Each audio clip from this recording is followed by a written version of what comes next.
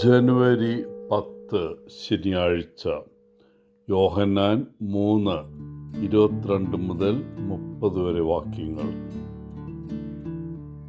ഒരു സുവിശേഷ ശുശ്രൂഷകൻ ഒരിക്കൽ വളരെ ജനപ്രിയനായിരുന്നു. അദ്ദേഹത്തിൻ്റെ പള്ളി എപ്പോഴും ജനങ്ങളെ കൊണ്ട് നിറഞ്ഞിരുന്നു. വർഷങ്ങൾ കടന്നുപോയപ്പോൾ അദ്ദേഹത്തിന് പ്രായമായി, ആ ചൈതന്യം കുറഞ്ഞു. അതുപോലെ തന്നെ അദ്ദേഹത്തിൻ്റെ ആട്ടിൻകൂട്ടവും കുറഞ്ഞു. ഒരു ദിവസം ഒരു പുതിയ ശുശ്രൂഷകൻ ആ പട്ടണത്തിലേക്ക് താമസം മാറി. 2 ആഴ്ച കഴിഞ്ഞപ്പോൾ തൻ്റെ പള്ളിയിൽ വളരെ കുറച്ച് ആളുകൾ മാത്രമേ ഉള്ളൂ എന്ന് ശ്രദ്ധിച്ച ആ ശുശ്രൂഷകൻ പറഞ്ഞു, മറ്റുള്ളവരൊക്കെ എവിടെ പോയി? അപ്പോൾ ഒരാൾ സ്വമേധയാ മുന്നോട്ട് വന്ന് പറഞ്ഞു, അവർ പുതിയ സുവിശേഷ ശുശ്രൂഷകൻ്റെ പള്ളിയിൽ പോയിരിക്കുകയാണ്. അപ്പോൾ പ്രായമേറിയ ആ ശുശ്രൂഷകൻ മറുപടി പറഞ്ഞു, എങ്കിലൊരു പക്ഷേ നമുക്കും അവിടെ പോകേണ്ട സമയമായിരിക്കാം. അതോടെ അദ്ദേഹം തൻ്റെ ശേഷിക്കുന്ന ഇടവക്കാരെ പുതിയ പള്ളിയിലേക്ക് നയിച്ചു. സ്നാപകൻ യോഹന്നാനെ പോലെ താൻ കുറയാനും മറ്റൊരാൾ വർദ്ധിക്കാനുമുള്ള സമയമാണിതെന്ന് അദ്ദേഹം കണ്ടു. ഇന്നത്തെ സുവിശേഷത്തിൽ നാം കേൾക്കുന്ന വിശുദ്ധ യോഹന്നാൻ്റെ ശക്തവും പ്രവചനപരമായ വാക്കുകൾ എല്ലാ ദിവസവും നമ്മുടെ ഹൃദയത്തിൽ പ്രതിധ്വനിക്കണം. നമ്മൾ എന്താണെന്നും നമ്മൾ ആരായി തീരണമെന്നും അവ മനസ്സിലാക്കാൻ സഹായിക്കുന്നു. വ്യക്തമായും 2 കാര്യങ്ങളാണ് യോഹന്നാൻ ഇവിടെ പറയുന്നത്. 1, യേശു വളരണം.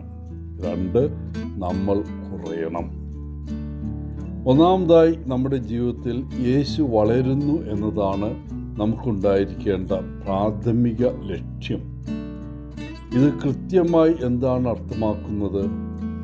അതിനർത്ഥം അവൻ നമ്മുടെ മനസ്സിനെയും ഇച്ഛയെയും കൂടുതൽ കൈവശപ്പെടുത്തുന്നു എന്നാണ്. ഈശോ നമ്മെ സ്വന്തമാക്കുന്നു, നമുക്ക് അവനെ സ്വന്തമാക്കാൻ സാധിക്കുന്നു. അതിനർത്ഥം ജീവിതത്തിലെ നമ്മുടെ 1-ാം നമ്പർ ലക്ഷ്യവും ആഗ്രഹവും എല്ലാറ്റിലും ഈശോയുടെ വിശുദ്ധ ഇച്ഛയുടെ പൂർത്തീകരണമാണ് എന്നതാണ്. അതിൻ്റെ അർത്ഥം ഭയം മാറ്റിവെക്കപ്പെടുകയും ദാനം നമ്മുടെ ജീവിതത്തിനുള്ള കാരണമായി മാറുകയും ചെയ്യുന്നു. നമ്മുടെ ജീവിതത്തിൽ കർത്താവിന് വർദ്ധിക്കാൻ അനുവദിക്കുന്നത് നമ്മെ സ്വതന്ത്രരാക്കുന്നു. രണ്ടാമതായി യോഹന്നാൻ താൻ കുറയണമെന്ന് പറയുമ്പോൾ യേശു ഏറ്റെടുക്കുമ്പോൾ അവൻ്റെ സ്വന്തം ഇച്ഛ, ആഗ്രഹങ്ങൾ, അഭിലാഷങ്ങൾ, പ്രതീക്ഷകൾ മുതലായവ അലിഞ്ഞു പോകണമെന്ന് അവൻ അർത്ഥമാക്കുന്നു.